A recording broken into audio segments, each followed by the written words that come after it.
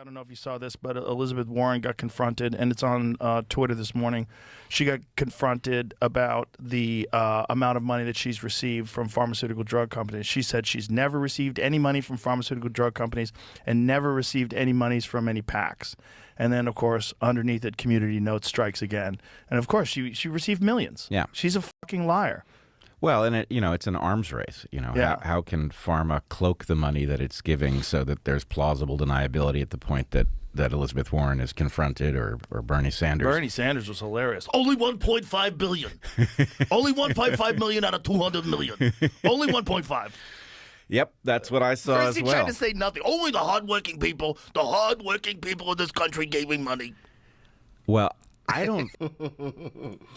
We've got to talk about the Democrat Party today because these folks, and Scott Jennings actually said this perfectly. He's describing what is currently the dumbest strategy in politics, which is Democrats taking the 20% side of every 80-20 issue in America. USAID, people want this pared down. They want it streamlined. They want to know where the money is going. Democrats have a meltdown. Today, Donald Trump signs executive order on keeping boys out of girls' sports. Democrats take the 20 side of that issue as well. All these issues, this is like Trump's superpower, finding a bunch of 80-20 issues, getting on the 80, and everybody who's sort of reflexively against him gets on the 20. And now the Democratic Party has like a 31% approval rating. This is why. I have a few examples of this because, and I showed you guys that I almost said Elon, Joe Rogan clip the other day where he was calling out Elizabeth Warren and Bernie Sanders on their lies, right? Saying, "Oh no, we can't have RFK Jr. in there. He's going to dismantle all of this." Meanwhile, they're getting paid by the same people that they're trying to defend. Well, you guys have seen all of the videos of Democrats being upset about Elon and Doge going in and discovering a bunch of corruption. Well, not long ago, Elizabeth Warren sat down and did an interview with Michael Moore. And I'm just going to show you guys the Democrat Party is in utter panic right now. I just want you guys to understand it. Utter panic. Like I said, Scott Jennings described it perfectly. They're hopping on some very unpopular issues simply because Trump said something. Like, I want to play this clip of Elizabeth Warren with Michael Moore and just listen to what she talks about. And remember the fact that she was out protesting and is completely against Elon and Doge going in and discovering the corruption that's happening. Keep that in mind when you watch this clip. Check it out.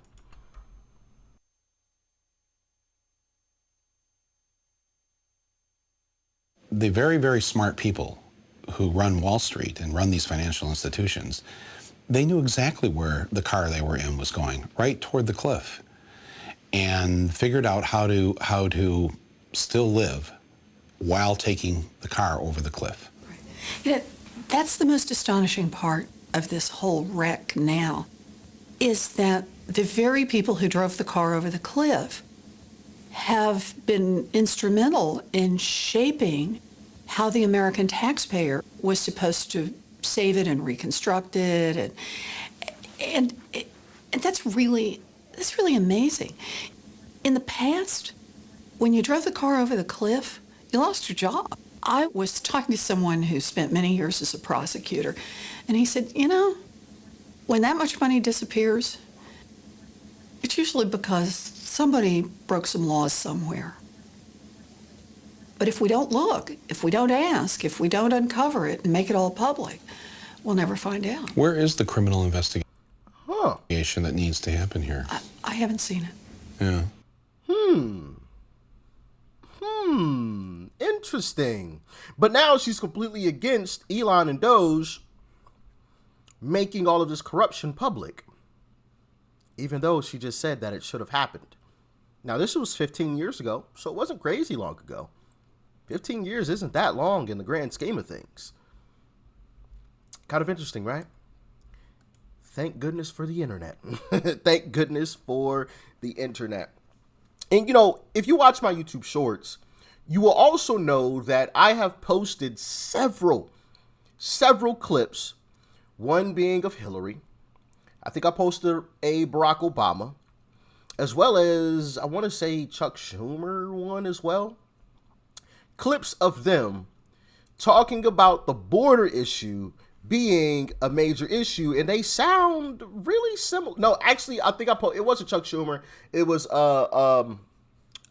Bill Clinton. It was Hillary, him, and Obama, all sounding kind of really like Trump. Here's a couple of those clips. Should they be able to stay here? It's well, safer. It may be safer, but that's not the answer. I do not. So should they be sent back? Well, first of all, we have to provide the best emergency care we can provide. We have children 5 and 6 years old who have come up from Central America. We need to do more to provide border security in southern Mexico. We've got to do more. I started this when I was secretary, to deal with the violence in this region, to deal with border security. But we have to send a clear message. Just because your child gets across the border, that doesn't mean the child gets to stay. So we don't want to send a message that is contrary to our laws or will encourage more children to make that dangerous journey. That sounds awfully like what Trump has been saying. But as I always like to say with these types of videos, there's more. We all agree on the need to better secure the border and to punish employers who choose to hire illegal immigrants. We are a generous and welcoming people here in the United States, but those who enter the country illegally and those who employ them disrespect the rule of law, and they are showing disregard for those who are following the law. We simply cannot allow people to pour into the United States undetected, undocumented, unchecked, and circumventing the line of people who are waiting patiently, diligently, and lawfully to become immigrants in this country. If I didn't watch the video, I could have swore those were some of Trump's own words. Quite interesting, isn't it? But, as I always say with these videos, there's more. It makes sense that no great nation can be in a position where they can't control their borders. It matters how you control your borders, not just for immigration, but it matters for drugs, terror, a whole range of other things. Here's the conclusion I come up with, and it's sort of in equal parts. We have to, and I had been arguing for, when I'm back in my days as chairman of the Judiciary Committee and straight through as the leader of the Foreign Relations Committee, I've been arguing for the need to put more protection at our borders. Oh, but Trump's a racist when he suggests that. Quite interesting. Quite interesting. But that's not the only issue that Democrats have fallen into the 20% on. This whole tariffs issue. Chuck Schumer actually used to agree with it. You don't believe me? Y'all know I come with clips, baby. Look, I think the president's doing the right thing. China has been taking advantage of us for two decades. They're stealing our intellectual property, which means stealing our good-paying jobs. And I, frankly, am closer on this issue, not on many, but on this issue with President Trump than I was with Presidents Bush or Obama, because they did nothing to tell China off. Now, China, of course, will respond. But if they know we're strong and we're not going to back off, they will back off. They have far more to lose than we do. They have a $300 billion trade surplus with us. So I'm looking out Quite interesting. What happened, old Chucky Chuck? What happened? Now tariffs are like the worst thing ever. Oh my goodness, Trump's going to increase the price of your Coronas and your avocados. I believe I showed you guys that video of Chuck Schumer talking about that in some weak little press conference, right, to drum up some resistance against Trump, which obviously isn't working, but Democrats are trying everything that they possibly can. You guys remember when they went after Trump for election denying? They've done the same thing. You can run the best campaign, you can even become the nominee, and you can have the election stolen from you. elections. How can you win with Russian interference, though? That's the That's real what I'm thing. scared about No, in 2020. But rightly. Because I think he's an illegitimate president that didn't really win. So how do you fight against that in 2020? You are absolutely right. He's an illegitimate president in my mind. Would you be my vice presidential candidate?